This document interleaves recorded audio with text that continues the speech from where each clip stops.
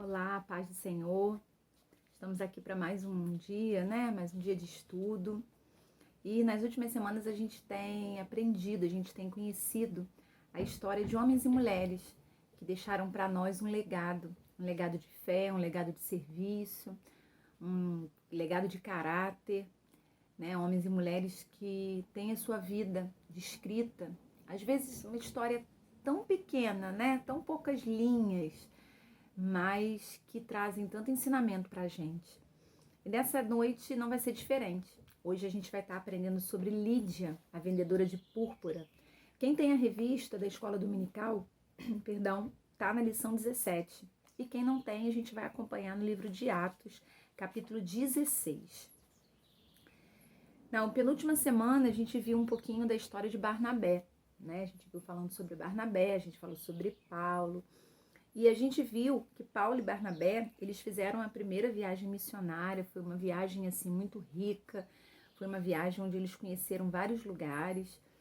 E em determinado momento, Paulo, ele decide, né, Deus coloca no coração dele a importância dele estar indo novamente àquelas cidades. Ele vai, chama Barnabé para ir junto, existe uma dificuldade entre eles e eles acabam indo separado. Paulo vai com Silas para a segunda viagem missionária, que é a viagem onde ele tinha o propósito no coração dele de visitar as igrejas, as comunidades, né, já instaladas. E a gente vê aqui em Atos 16:1, logo no primeiro versículo, né? Chegou também a Derbe e a Listra. Havia ali um discípulo chamado Timóteo, filho de uma judia crente, mas de pai grego. Então, no versículo 16 é o início dessa viagem e também é quando Paulo conhece Timóteo. Né? Timóteo ele se torna um discípulo muito amado de Paulo. Lá na frente a gente vai ver Paulo escrevendo cartas a Timóteo, né? Que são as cartas que a gente tem na palavra, a gente tem no Novo Testamento, cartas de Paulo direcionadas para Timóteo. Então ali ele conhece Timóteo, ele fica um tempo e ele começa a ter um relacionamento maior com Timóteo. Saindo dali, ele continua a sua viagem, ele passa pela Frígia, pela província da Galácia. Quando chegaram na última cidade da Ásia, eles queriam voltar para Jerusalém. Colocaram no coração dele que eles iam passar por Bitínia e voltar para Jerusalém. Só que o Espírito Santo não permitiu. Olha que coisa interessante, né?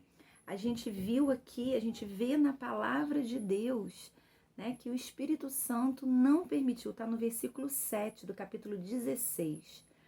Na verdade, eu vou ler o versículo 6. E percorrendo a região frígio-gálata, tendo sido impedidos pelo Espírito Santo de pregar a palavra na Ásia, defrontando Mísia, tentavam ir para Bitíria, mas o Espírito de Jesus não o permitiu. Então eles contornaram Mísia e desceram a Troade.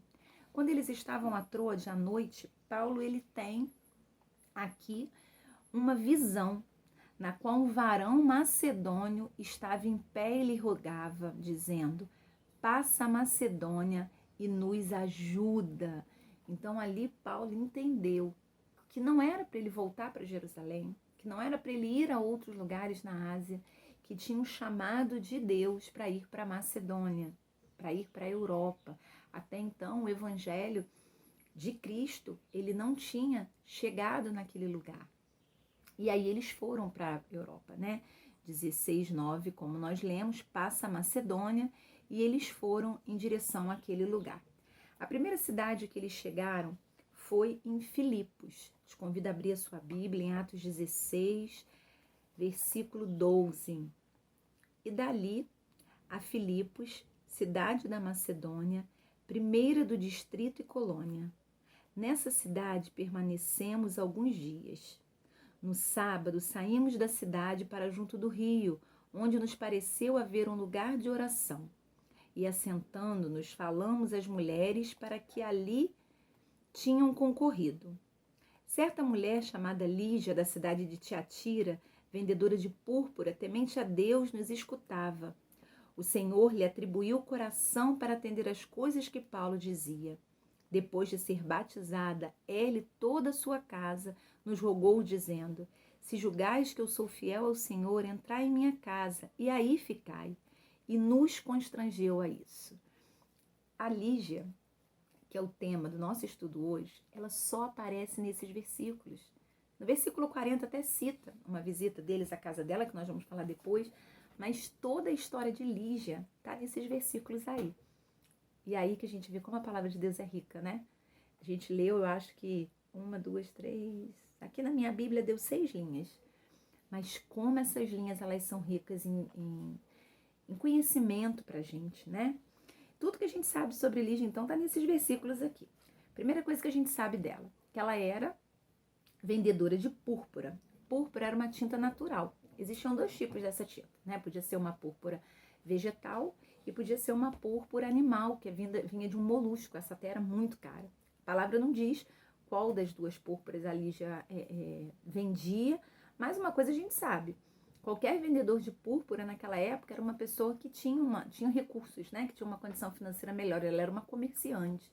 Então a gente entende na palavra que ela era uma mulher provavelmente conhecida na cidade, ela, a família dela. A palavra também não diz se o negócio era dela, se o negócio era da família, mas o que importa é a gente saber que ela era conhecida como uma comerciante, ela era conhecida como uma vendedora de púrpura.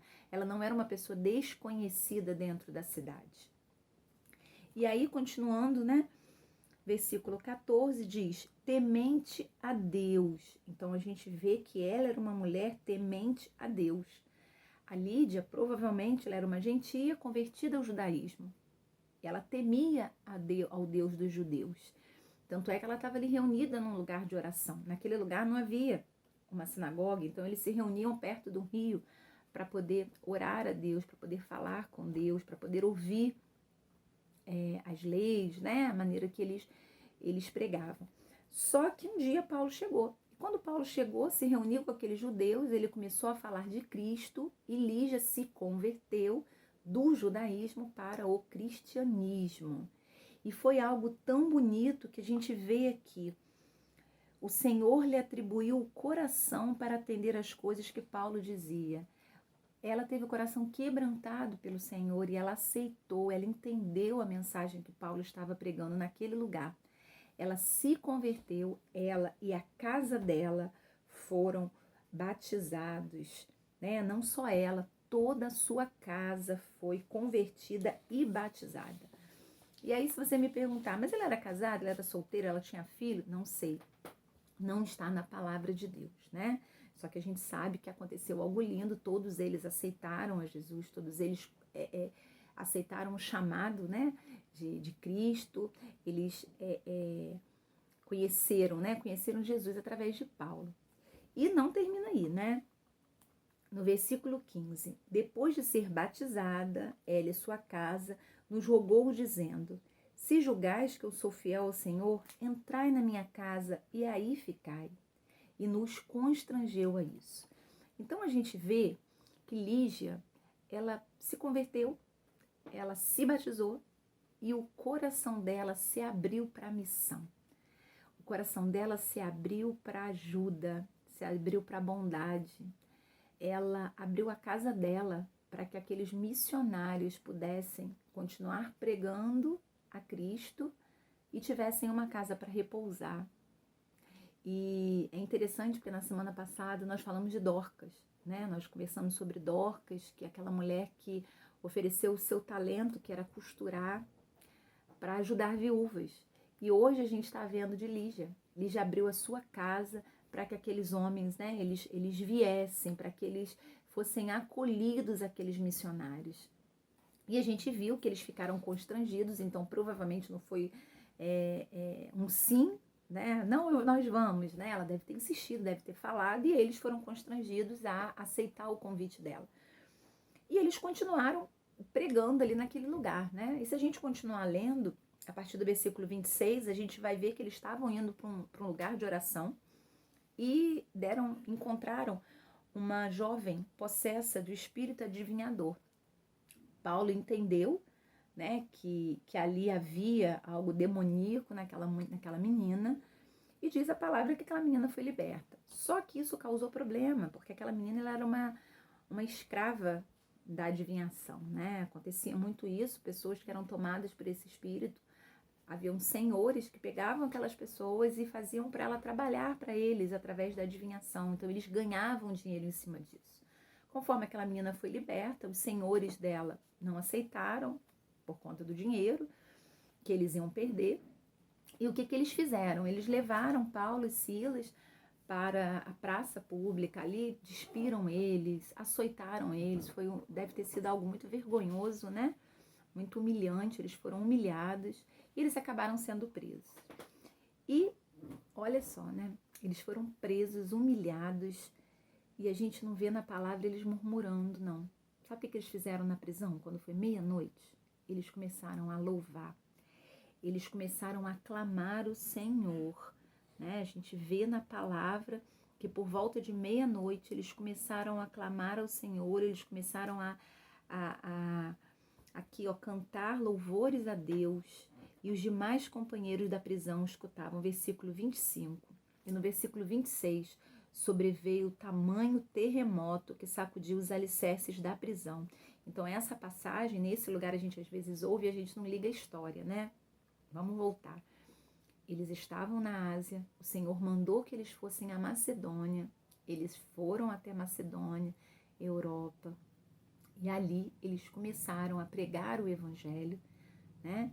Ali eles foram a Filipo, e em Filipo eles conheceram a Lígia, eles pregando o Evangelho acabaram sendo presos, e nisso que eles foram presos acontece essa coisa linda, né? Que ao invés de murmurar, ao invés de reclamar, às vezes a gente está preso em tantas situações da nossa vida, né? A gente tem prisões dentro da nossa alma, a gente tem prisões da nossa mente, e aqui está a receita. Clame, clame, porque através do seu clamor, através da sua adoração, através da sua palavras, né? Bem dizendo o nome do Senhor, essa prisão ela pode ser arrebentada, você pode ser liberta, você pode ser livre. Foi isso que aconteceu com eles. Eles foram livres e não foram só livres, não. Além deles forem livres, o carcereiro, aquele que estava ali para cuidar deles, para não deixar eles fugirem, o carcereiro, ele foi convertido também. Diz a palavra que logo depois de tudo isso, né, Paulo revelou que ele era romano. Eu não sei se você vai lembrar quando a gente estudou sobre Paulo, que quem tinha cidadania romana não podia ter alguns castigos. E um desses castigos era o açoite. Paulo não poderia ter sido açoitado.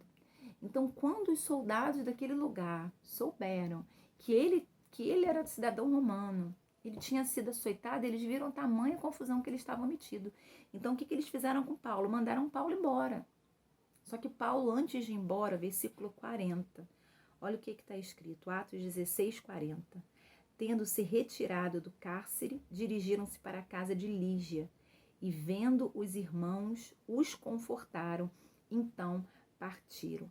Então a gente vê que eles saindo da prisão, eles voltaram lá para a casa da Lídia, e quando chegaram lá eles viram irmãos. Então a gente entende que a casa da Lídia era uma casa de oração, né? Talvez a igreja, a gente não tem relatos, mas às vezes a igreja começou lá, às vezes ela começou o que hoje a gente chama de célula, né? Um grupo pequeno. Eu não sei, eu sei que aquela mulher se converteu e ela entregou a vida dela, entregou os bens dela, entregou a casa dela para a obra do Senhor. Então que hoje a gente possa aprender com Lídia, né? Que quando eu vou ler aqui a conclusão na revista, que diz assim: Lídia, ao conhecer Jesus, se engajou em sua obra, transformou a vida de pessoas e foi suporte para o ministério de outras. Que Deus nos ajude a ser como Lídia, pessoas valorosas para a nossa comunidade, na certeza de que toda a honra e toda a glória pertencem ao Senhor Jesus. Então hoje eu queria deixar para você 2 pensamentos, né? Primeiro, como que a gente pode influenciar as pessoas que estão ao nosso redor de maneira positiva? Como que a gente pode apresentar a fé em Jesus Cristo para as pessoas que estão ao nosso redor? E a segunda coisa, de que forma nós podemos colaborar com o ministério missionário, por exemplo, de Lídia? Existe uma frase que a gente fala muito, né? Que a missão ela é feita dos pés que vão, dos joelhos que dobram e das mãos que abençoam. que nós possamos lembrar que existem pessoas hoje que precisam da nossa oração. Talvez hoje não seja o tempo de eu ir, mas sempre é tempo de eu orar. E sempre é tempo de eu abençoar também. Então, que em nome de Jesus a gente possa entender quais são as ações concretas que nós podemos contribuir para o crescimento da igreja. Amém? Que Deus nos abençoe, que nós possamos ter uma noite de paz. Eu queria te convidar a fechar os seus olhos nessa manhã, nessa tarde, nessa noite, a hora que você está ouvindo aí essa palavra. Pai, em nome de Jesus, nós queremos te louvar por mais um dia na sua presença. Nós queremos te louvar, Senhor, por esse estudo tão simples, mas onde eu creio que o Senhor falou o nosso coração. O Senhor conhece o coração de cada um. E sempre que nós separamos um tempo para estudar da tua palavra, com o coração aberto, o teu Espírito Santo se faz presente. Independente do tema, independente do conteúdo no sentido de ser maior ou menor, o Senhor conhece o coração da gente, o Senhor sabe o desejo que nós temos de aprender, de mergulhar na tua palavra.